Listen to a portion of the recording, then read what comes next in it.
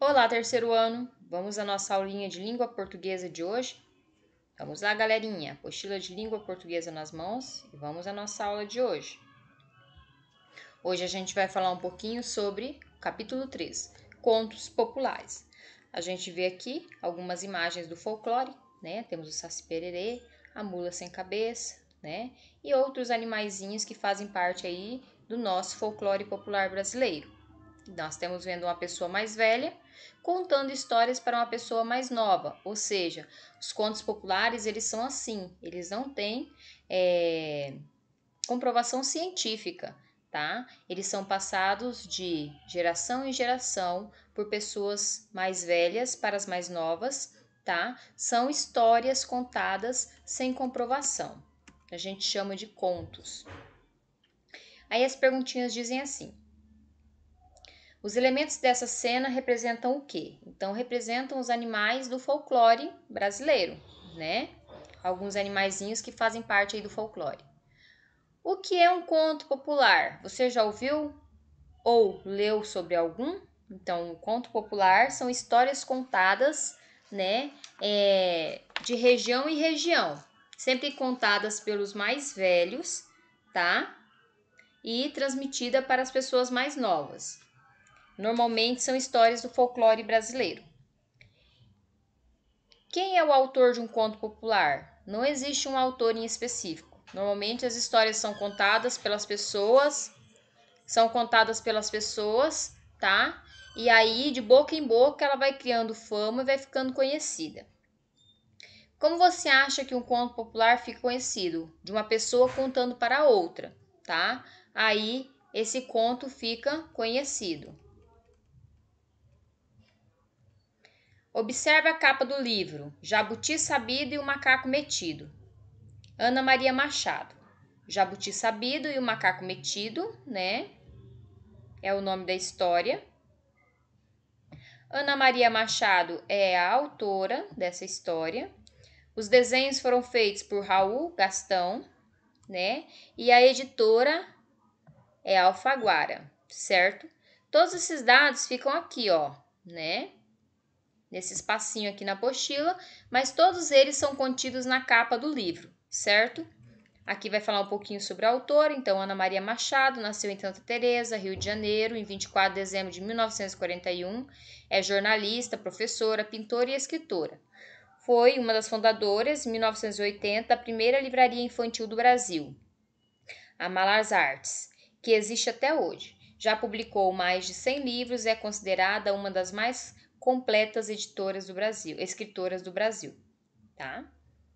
A gente vai analisar a capa deste livrinho de conto, né? E vamos responder algumas perguntas.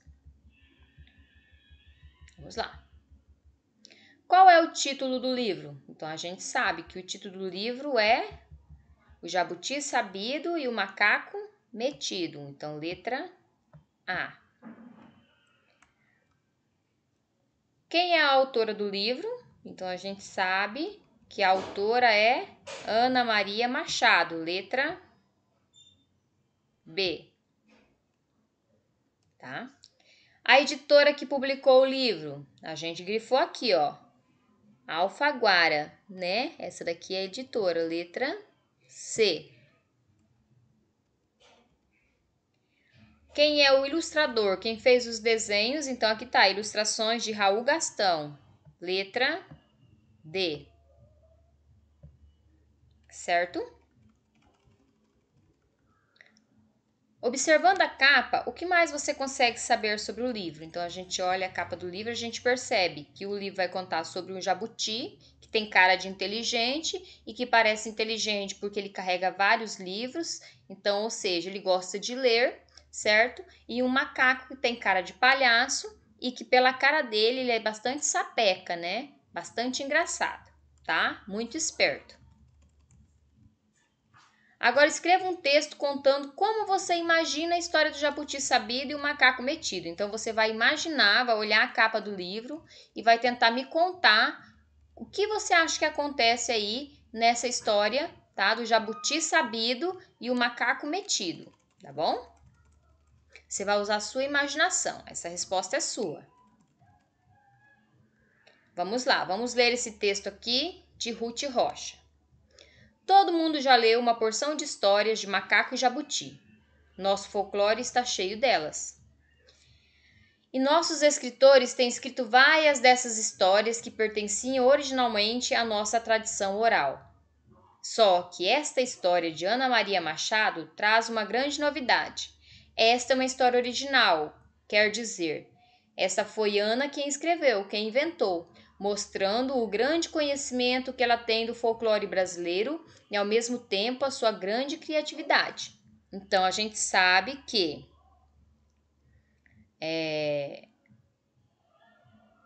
uma história original é quando ela é escrita e contada por quem criou. Neste caso, esta história foi criada por Ana Maria Machado. Então, por isso que ela é original, porque foi ela que inventou a história, ela que contou e ela que criou a história.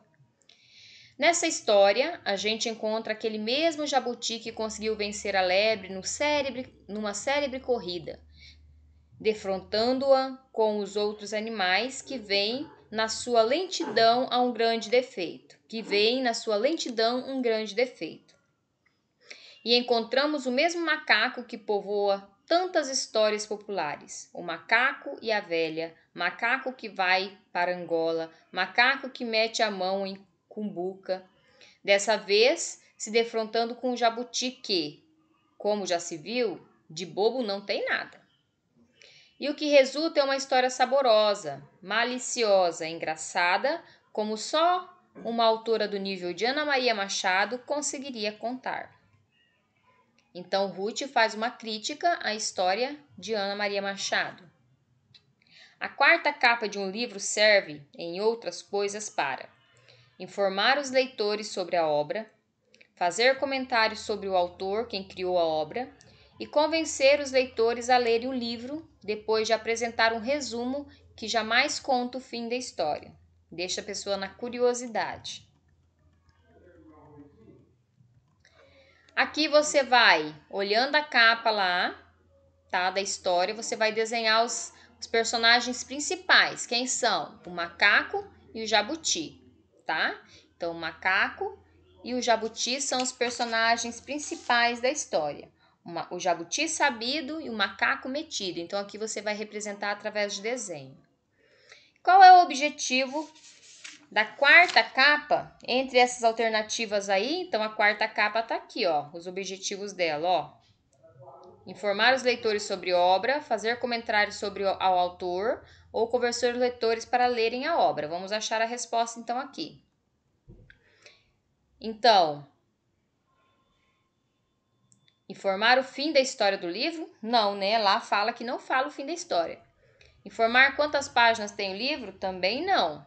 Apresentar um resumo do livro que desperte a curiosidade dos leitores? Sim, ela vai apresentar um resumo para que os leitores tenham vontade de ler o livro. Marque, com base no texto da quarta capa, as afirmativas corretas. O folclore brasileiro tem muitas histórias de jabuti e macaco. Sim, lá fala, né, que existem várias, até cita o nome delas. A história de jabuti sabido com macaco metido é invenção da escritora Ana Maria Machado. Sim, lá fala que ela é o autor original da história. O jabuti da história inventada por Ana Maria Machado é bobo? Não, não é, né? A história do jabuti sabido e o macaco metido é uma história triste? Não, lá fala que é uma história alegre. De acordo com a escritora Ruth Rocha, jabuti sabido e macaco metido é uma história original. O que isso quer dizer? Então, lá no texto, a gente vai falar, ó. Quer dizer que foi Ana quem inventou, mostrando o grande conhecimento que ela tem do folclore brasileiro e, ao mesmo tempo, a sua criatividade.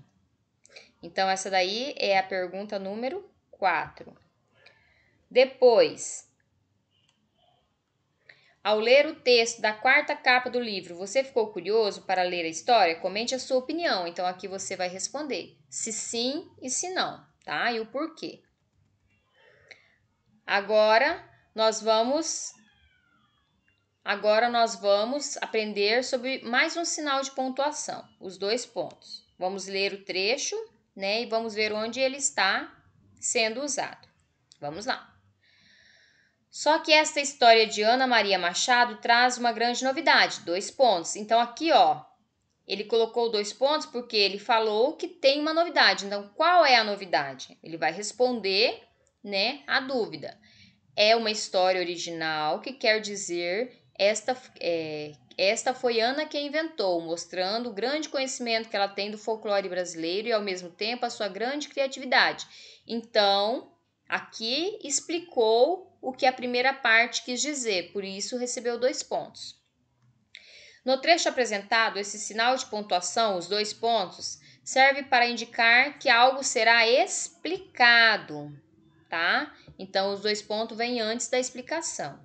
Em outras frases, pode introduzir uma enumeração, citações ou a fala de personagem. Então, ele pode ser usado para explicar algo, enumerar, citar ou colocar a fala de um personagem, tá? Vamos lá, então, ver se a gente aprende. Agora, vamos colocar os 2 pontos nas frases a seguir. Descobriu uma coisa sobre histórias de onça. Mas o que descobriu? Então, os 2 pontos vêm aqui, ó. Onde vai começar a resposta. Ela sempre perde, tá? Deixa eu engrossar um pouco a minha canetinha aqui. Quero engrossar um pouco a minha canetinha.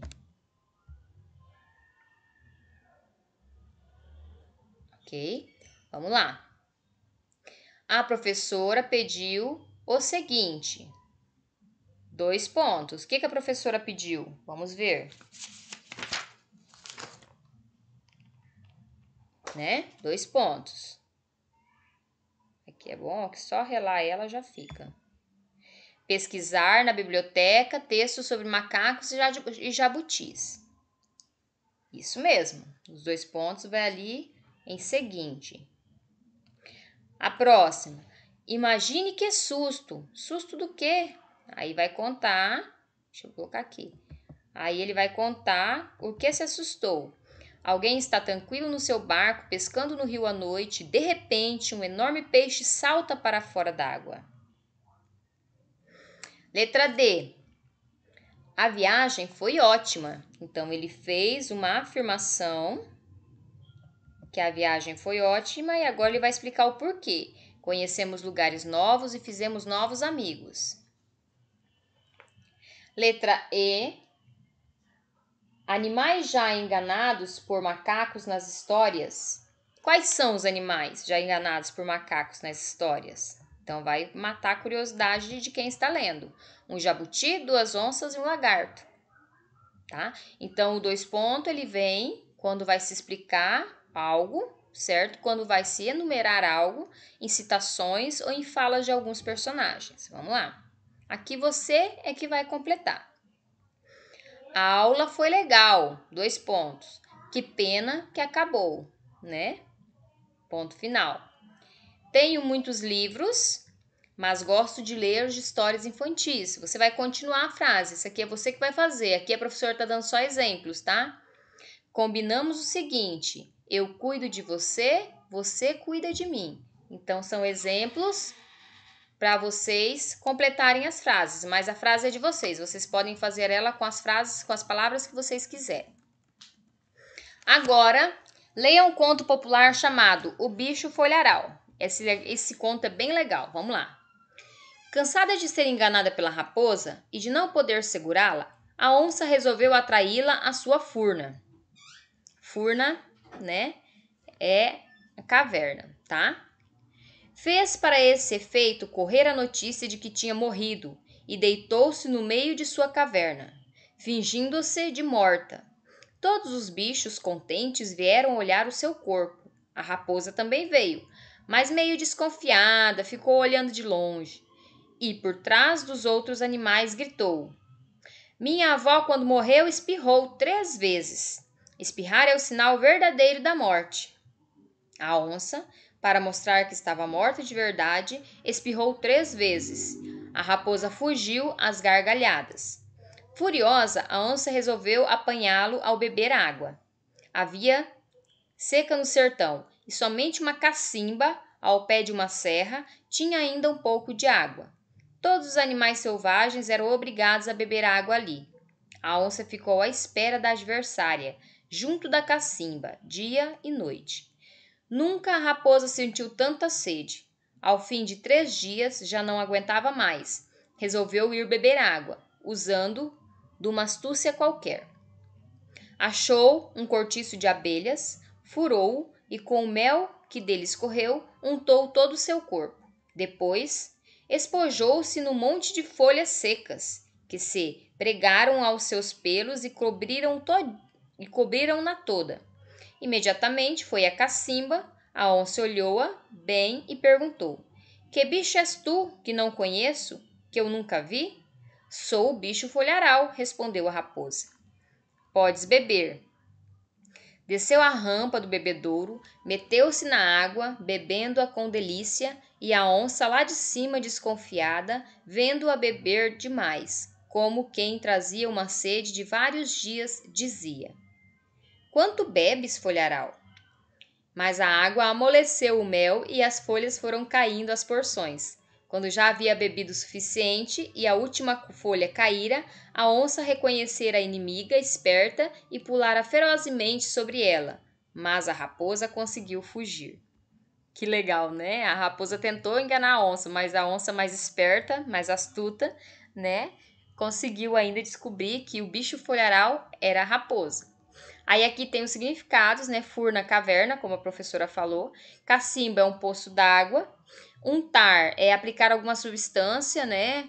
Que para que algo cole no corpo, né? Quando a gente vai untar uma forma para fazer bolo, a gente vai passar manteiga ou óleo na forma, né? Para que o bolo não queime. Espojar-se, né? É rodopiar no chão, revirar no chão, tá? Vamos lá, interpretação do texto.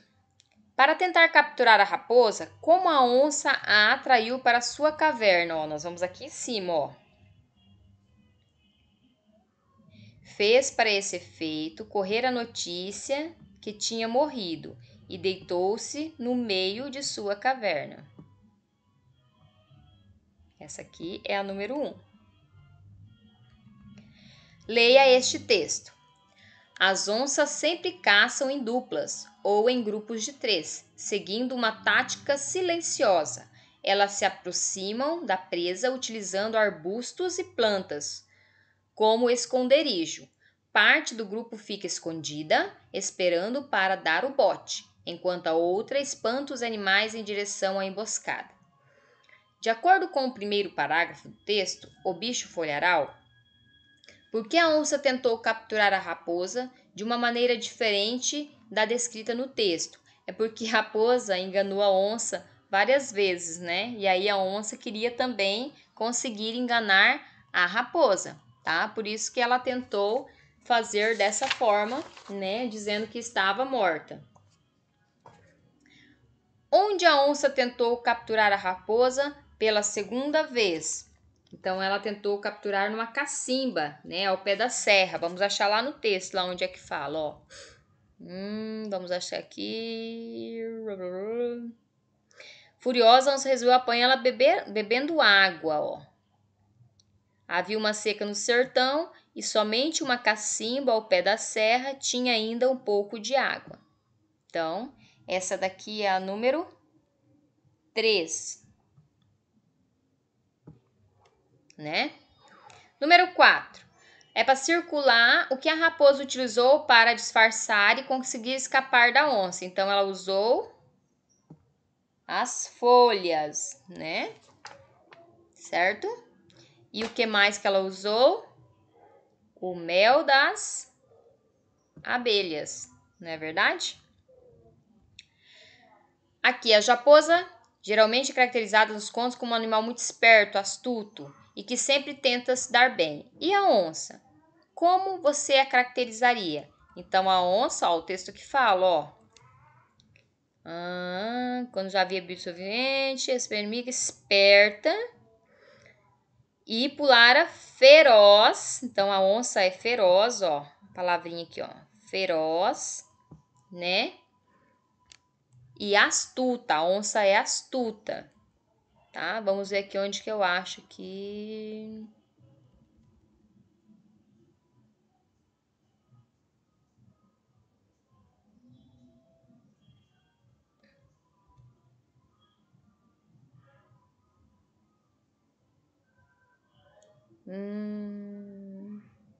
es-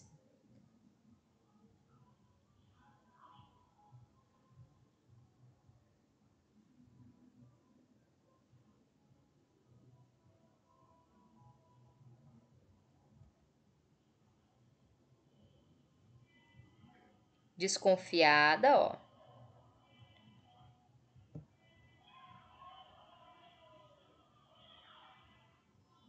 Tá? Então, desconfiada e feroz, certo?